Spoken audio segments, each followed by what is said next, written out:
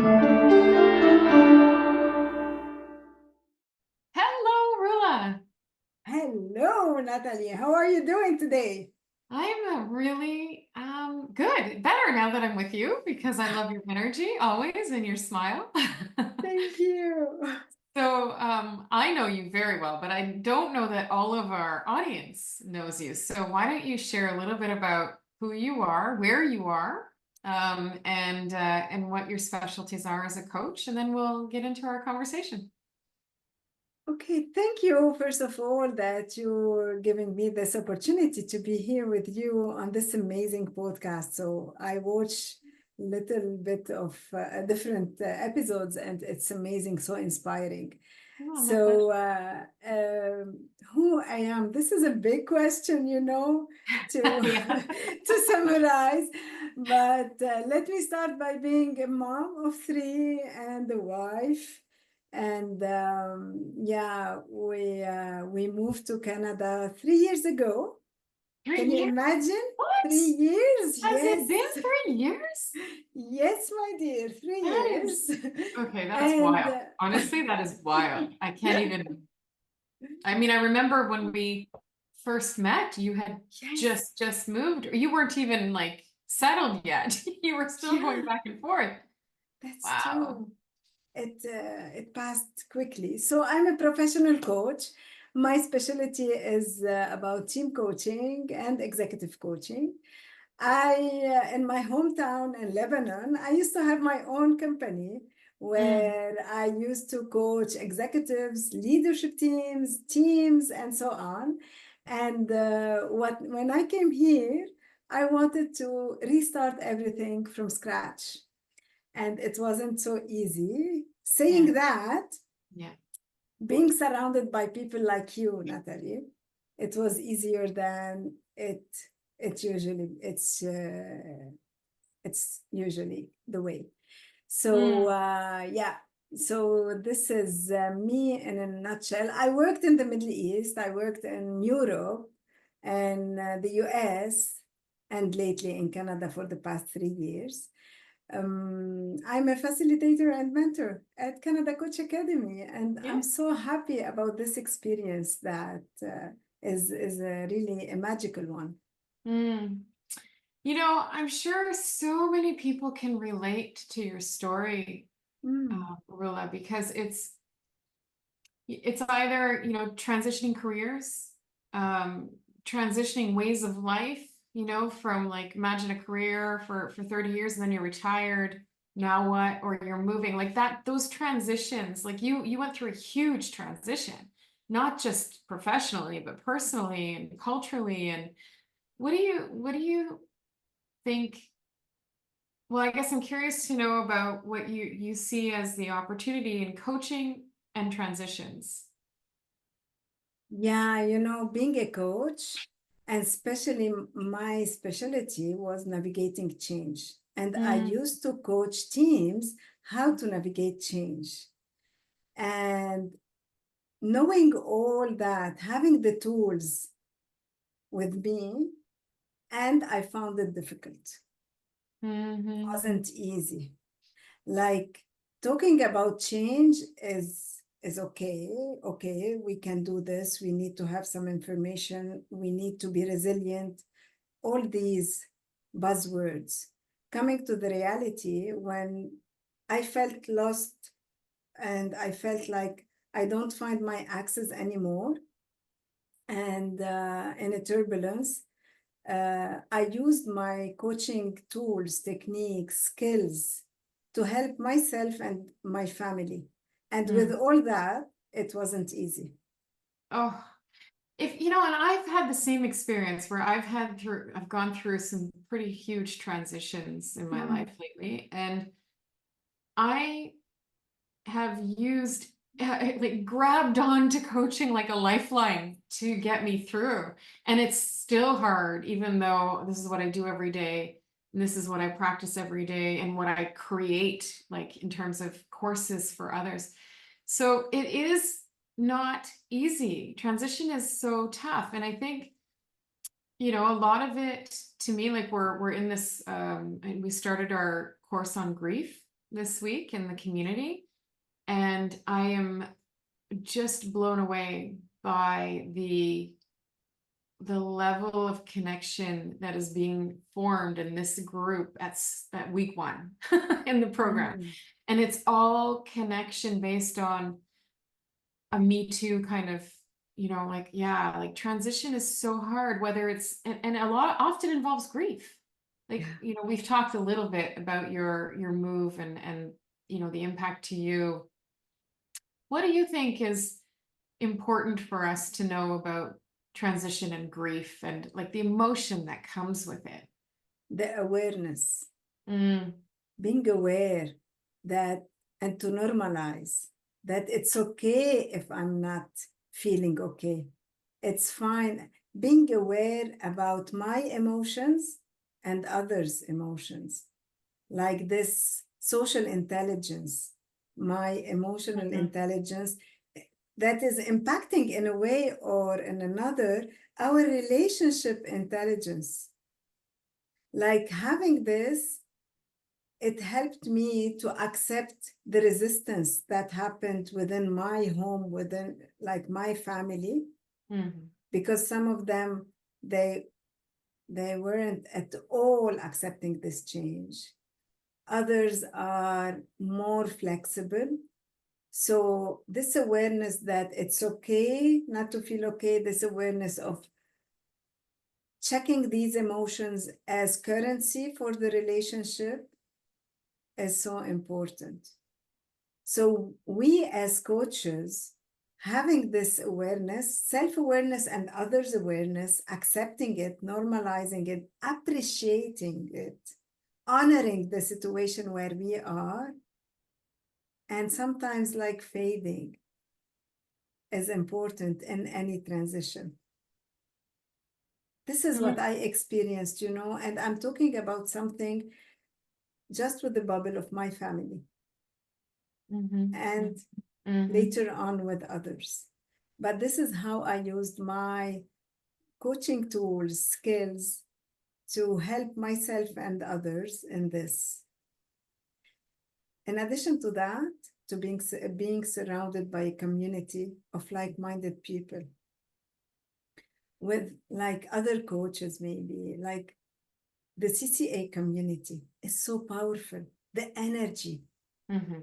because they were meeting me where I am and at the same time empowering me to go like at my pace, but to go forward. Yeah. Oh, I love so much of what you're saying. I think coaching is a way to relieve the guilt and the isolation of hard emotions and that usually accompany transitions. And I think that this is the way to build resilience is when we can connect to other people. Like you talk about community. I'm so passionate about community because I know that in community we become stronger. In Mm. community, we actually can have those moments of instead of the that moment being a trauma in our lives, it can actually be a point of growth. And although trauma is real and we respect that there is trauma that can't be treated in community or in coaching, but if you can be, and if you're willing to be, it's such a beautiful opportunity to connect to other people who think the way that you do, who believe what you believe, who want what you want. And that doesn't mean that we're denying that there's pain or that there's tough emotion, right? It's this, like you said, it's acceptance and awareness that we create for each other. So in your career as a coach, which how many years have you been coaching now? Since 2010, like 2010. we're 14. Yeah. Yeah. What do you, when you look back at your trajectory or your career or your progress, what stands out for you as the biggest learning opportunities you've had? Wow. A lot of learnings. Maybe let me say the latest one is the stepping out of my comfort zone. Mm, I learned like I used to say that I'm courageous and creative. Yet after that change, I felt that this is what we call courageous and being creative. Like Yeah. it's so impactful. And being here from a coaching perspective, checking that at the end of the day, we are all human. If we were born in the Middle East or in Europe or wherever in this world, I thought that the Canadian or the North American might think, feel differently.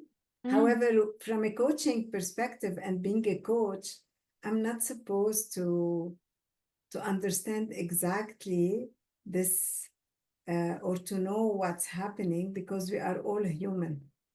And Mm. being a human, just asking these open-ended questions were so impactful. And I found that there was a lot of similarity, yet we were different in a way. Yeah. Oh yeah, we're more I like, don't know if I answered your question, but I went a little bit in yeah, different. no, it's good. No, I appreciate you going where you need to. I'll be the good coach. So, okay, and so you have learned firsthand that people from different cultures and diverse backgrounds are more alike than they are different. And I wonder if you can relate that back to our community, because you're in this really privileged position of a mentor, right? You are a mentor to many, many, many students in our community. And a lot of people go to mentoring really feeling vulnerable because they're submitting a coaching session, they're being not assessed, but listened to for mentorship, like to say, okay, well, how can I help you progress in your skills? What do you think is the common thread among all people who come to mentoring that you can offer that might help people feel a little less like they're alone in that process or that thinking of vulnerability? The love of learning, the love of Mm, growth, and in one word, love. yeah. This, like, when our community, the CCA community, is so diverse, Hmm. and we have a lot of uh, diversity, and this is the richness of this community. And we're not only here just the Canadian, we have people coming from different parts of the world. And sometimes as a mentor, I'm mentoring in different languages. Mm. So, and they submit a recording maybe in English, sometimes in Arabic or in French. And they ask me uh, how can we say it the way we need to say it in different languages? So it's this love of learning, of growth. And when they are jumping into the call, I'm the first one to say that I know maybe it is difficult because also uh, I I was also in their shoes a time ago, Mm. and lately when we did our program also, and now like I'm having another learning path that I will start in October, and I will be putting myself also in their place. So the normalizing part and honoring the space and the value of love of growth and learning is important. Mm. Yeah, love of learning for sure is something that binds our community together. In fact, when we have our classes in the first class, people get to introduce themselves and they often talk about love of learning as being something that drew them to our community. And also, I think what you talked about, which is that um, just the willingness to be open to feedback and this idea that after all we are coaches, right? If we're we want to be sitting with others to reflect and to observe and to create opportunities for people to create awareness for themselves, so we have to be able to sit in that seat ourselves. So that being said, what do you think makes a good coach? Is there certain qualities that somebody needs? Yeah, like being present, first of all, being here just for the client and not for me. Mm, It's not about me, it's mm-hmm. about my client. And fully listening to what is said and what's not said. It's like put my ego aside and just focusing on my client, mirror back everything what's happening in the room. Mm-hmm. And sometimes like now with the Zoom era, we need to be fully focused without thinking, what should I ask next? Because the answer of my client might be my questions. Mm. So we will be, whenever I'm fully present with my client and actively listening, questions will come. So sometimes we give more attention to what should I ask now? What might be a powerful question? At the beginning of my career, I was having this powerful question as if it's the big elephant in my room. Yeah. What should I ask? Yeah. And then when I was just here for my client, I found out that questions are coming just the curiosity. Having this curiosity mindset to focus on the impact of the story on my client and not on the story as story. So different skills, different competencies that we always need to enhance. And whenever we stop coaching for a moment, we feel that these muscles, brain muscles, became weak. Let's do again the exercise, refocus, and being here for them. So, yeah, this is the main thing. Mm. You really said something well. You said, the impact of the story on the client, not the story itself. Like, focusing on, and not our stories either, right? Not bringing ourselves in. And that's really what we do, is listen for the impact of the stories on the people who are telling them. Mm. So I think, yeah, putting ego aside is something you need to be able to do as a coach. And I think that requires a position of humility often, that we have to come humble and recognizing that we are in a place of privilege to be, the thinking partner or co-creator to someone else's, world, objectives, desires. And so what would you tell someone who is thinking about becoming a coach, who might be considering certification? What do you think is important for them to know about this journey that they're about to embark on? When they decide to start this journey and they enroll in the program, it's like the beginning of a non-stop learning journey. Mm. It's amazing. So, and like it will change their lives first before impacting others. Mm-hmm. So we're not having a science course. We're not having something that just for others. It's something related to us. It will impact. Coaching impacted me as a person, impacted my family, my relationships. And it's only then when I was able to impact others and to support others. So having coaching as a passion, as a mission, it will be really so powerful. It's Mm. not like just to do the 10 millions or it's not it should not be the primary that I'm going to be rich. The primary is how rich from within I will be, and then it will impact other Mm. part of my life. Yeah, I mean, I'm a true believer that when we work on our own growth, it multiplies because it affects the people around us, right? When we get better, people around us get better too. And I heard you mention that you have another part of your learning journey coming up in October. What are you diving into? And I'll be starting to do my diploma in team coaching supervision. Oh, nice. Yeah. Okay. Yeah. So why don't you share a little bit about your, because people are often curious about like, okay, so what's it look like when I become a coach, career development, like what are some of the struggles and some of the things that you can remember when you started as a coach? Like I'm sure, well, I don't know, was it easy? Was it tough? What do you remember and how did you stay connected to your own growth and you know and building your own business? Maybe one of the first things that I struggled with is about the self-confidence Mm, and um, how can some maybe how can I make an added value for my client?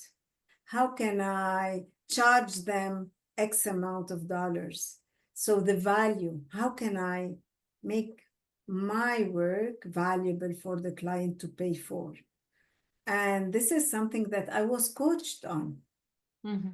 And I was like wanting to remove this limiting belief and work on that until I built my self-confidence.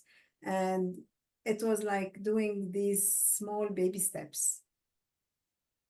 And then I was taking a course, digesting it, reflecting on it, practice it, and then moving to another part of the journey. I was curious to know another part. How can I make my coaching skills better? And this is how I was like looking after a course from here and kind of bringing a bigger library, tools, assessments, information, and so on. So, and it's the love of learning after all, Mm, you mhm. know? Yeah. Oh yeah. It's definitely, you know, you have to know what you love about this. Like you have to have some vision for what you want, I think, to be able to move through the tough times, right? To move through the times where like, what am I doing this for? Or like, you know, the times where you feel like giving up. That vision, that mission, that love of learning, that desire to give back, the desire to help others has to be stronger than, you know, that moment of wanting to give up. And so we talk a lot about the power of having that vision and that, you know, mission that you're on. Yeah, and sometimes we might feel that the vision is not the same as the beginning, and it's Mm-hmm. okay because Mm-hmm. we're evolving Yeah. and something new emerged. So I can reframe it differently, and it's fine. It's not the end of the world that I'm not good enough or I didn't know how to choose or what to choose. I can reiterate in a way that it progress with me because we remember we as coaches what's important it's not the end goal, it's the progress towards that goal, and the progress may show me something different and it's okay. Let me follow what's happening in my world also. Yeah. Yeah. It's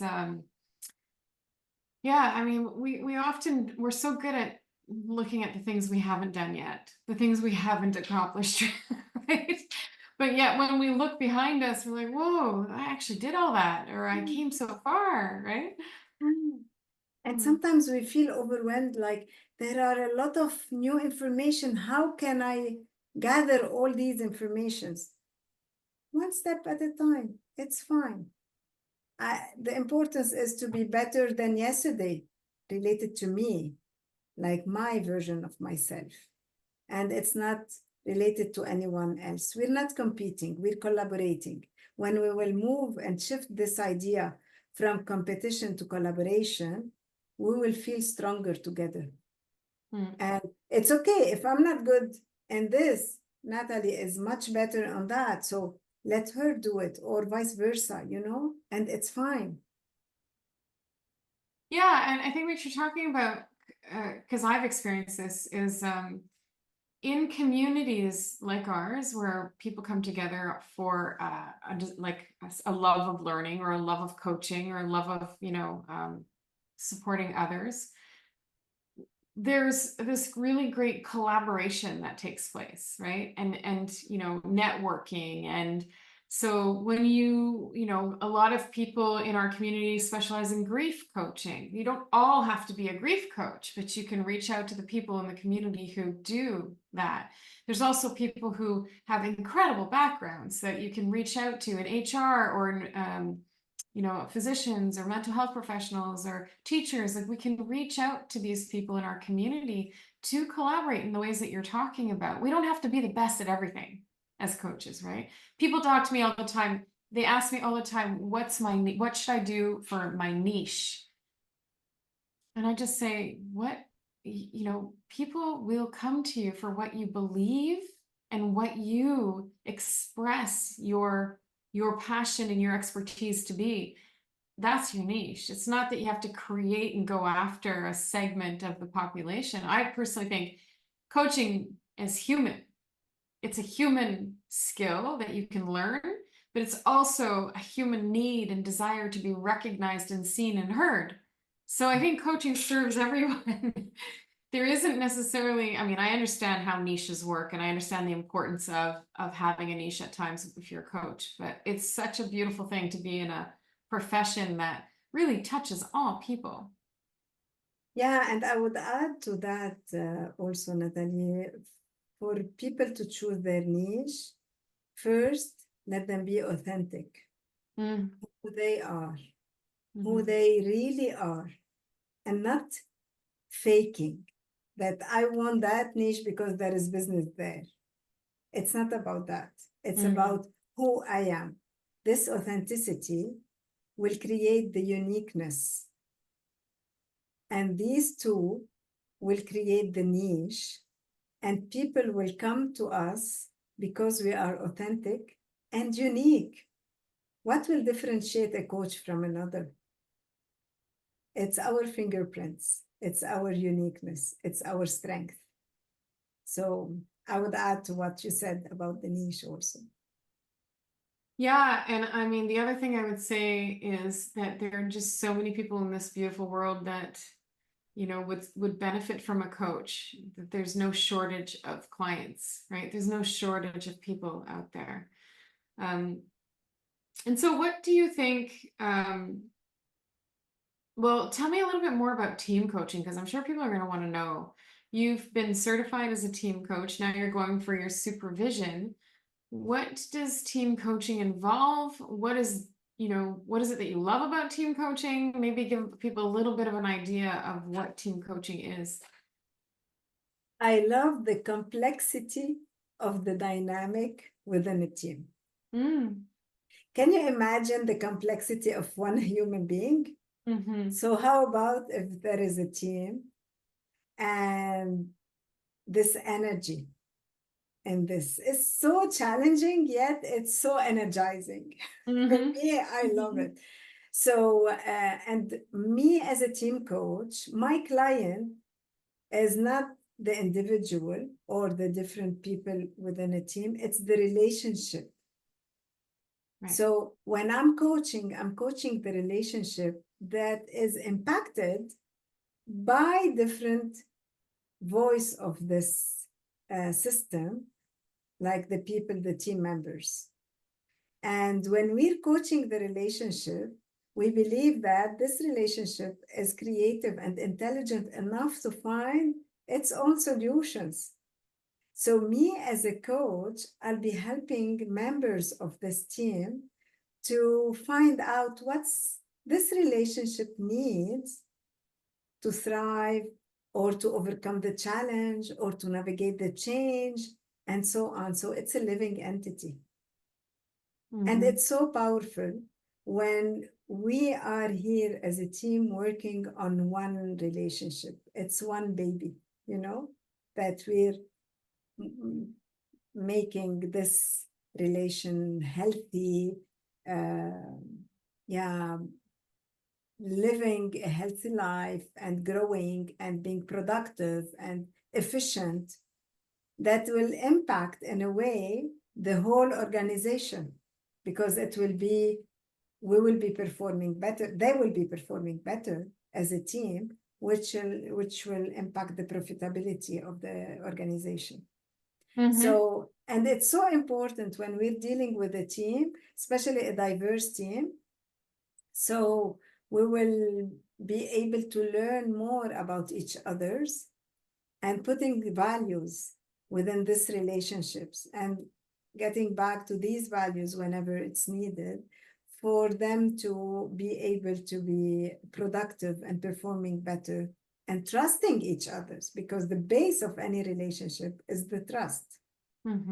So we start by working on that. And it's the same concept as the one-on-one. Here, my client is the relationship, and people are voice of the team, of the system. Yeah. Yeah, the system. Yeah, that's how I describe the teams, as a system working together, you know? Yeah. And what do you see currently as the opportunities for team coaching? Is there a lot of, I see kind of the profession moving a lot towards that kind of dynamic. What are you noticing? It is moving and fast. You know, nowadays, we do have a lot of hybrid teams, diverse teams, and from different ways, especially after COVID, like teams were so impacted by the changes. And now this AI era where we're living in, so it's so quick. People need to adapt quickly. However, we come back to the same, like alone, I cannot do too much anymore. I need to rely on other people. So these other peoples are my team members. So we're moving within a team.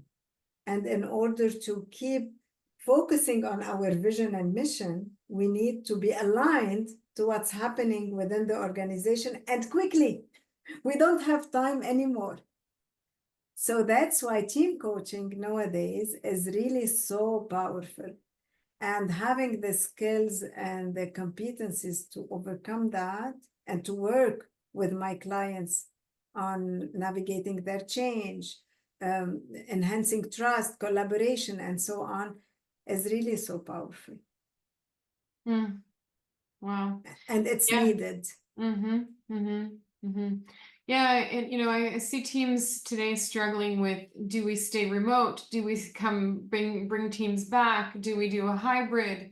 I'm sure you're seeing a lot of the dynamics and the frustrations and the roadblocks that people bump into with those discussions. Really, it is a new world. It's a new space that I think as humans, we need time to transition to what it looks like going forward.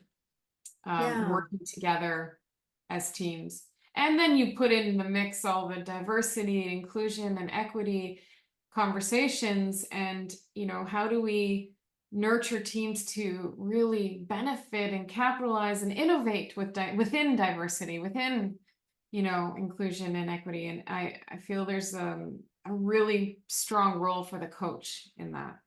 Definitely. And especially like to add on what you're saying, how to let people find this diversity as a richness, and it's not like something feeling threatened, or like he doesn't he's not like me, so I'm afraid from him or from her or from whatever. So it's not about being afraid from others. However, open the space to get more energy. And I can give the example of the CCA team, how you did it also. Like this, how you open the doors for different kind of people, and you're opening these conversations, and without judgment, without feeling criticized, without like, in contrary, feeling empowered, honored, appreciated, and it's so powerful. It gives you like space where you can really feel at ease and create a psychological safety for people to trust and to move forward. Hmm.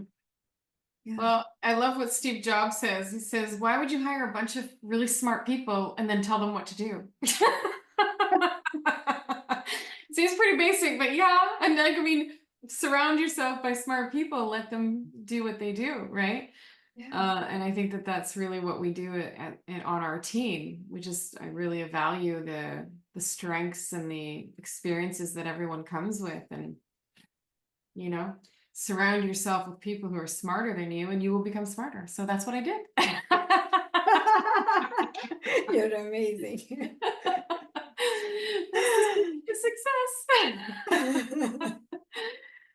So tell me what's exciting and new for you coming like this fall? Are you you have a new course starting for supervision, and tell me a little bit about supervision. Like, does that entail supervising coaches who are doing team coaching?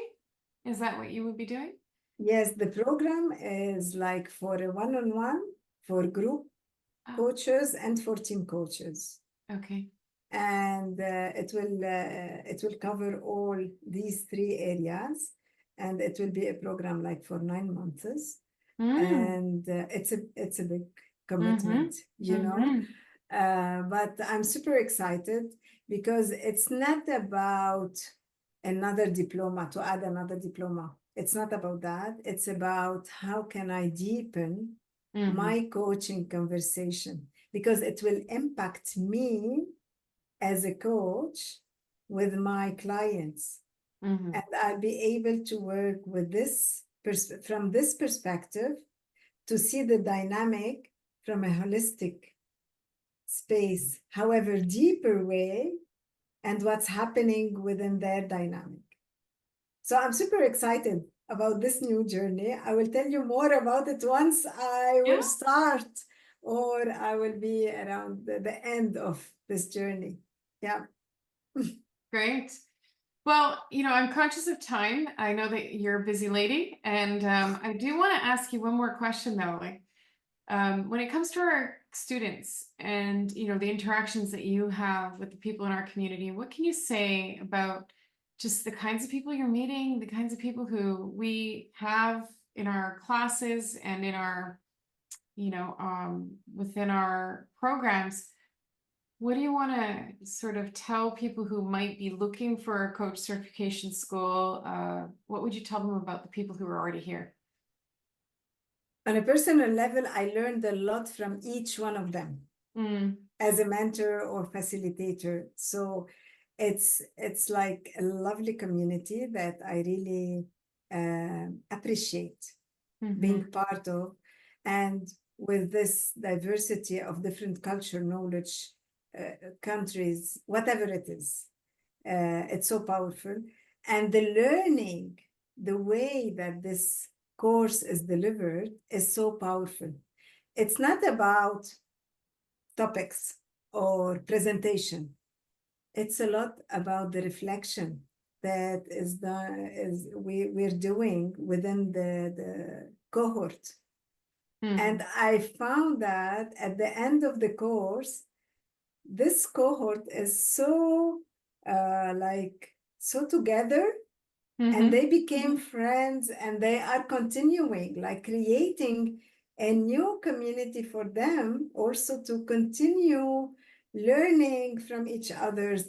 Some of them are having their monthly meeting as if like when After the class ends, yeah. after the class, and mentoring each others or coaching each others, and refreshing their minds with the course and so on. So it's so powerful. It's not about the program as a program.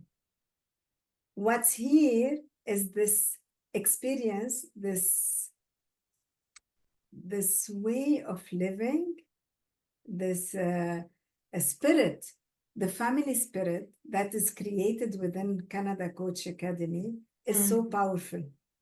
So people are here, you know, for the level of education and and knowledge that is given in this program. And in addition to that, the community and the global village that we have jumping on this global village and asking questions. It's here for them during and after the course. So they are fully connected 24/7, and it's so powerful, either from a student perspective or we as mentors, facilitators, we're always here to support and to help. And I tell them always, don't waste your time like just to go and search. We're here to support you. Just reach out. We are all here for you. We want you to be a successful coach, and you being successful, we will be successful too. So it's always this togetherness that will make us all stronger. Yeah, I love that. Thank you, Roula. And thank you for all the work you do in our community to support the coaches and to support the learning. It's so nice to have you, and your perspective and your energy always is so positive and so light. And thank you for your trust. Yeah, no, really nice to have you. And thanks for the time today. So is there a place where people can reach out to you if they want to know more about team coaching? Yeah, I'm on LinkedIn. LinkedIn. Mainly, I'm on LinkedIn as Roula Eid, and I'm at Canada Coach Academy. Perfect. Well, have a wonderful day. Thanks for spending this time with me, and we'll Thank you. see each other in the community. Thank you. Bye. Bye-bye.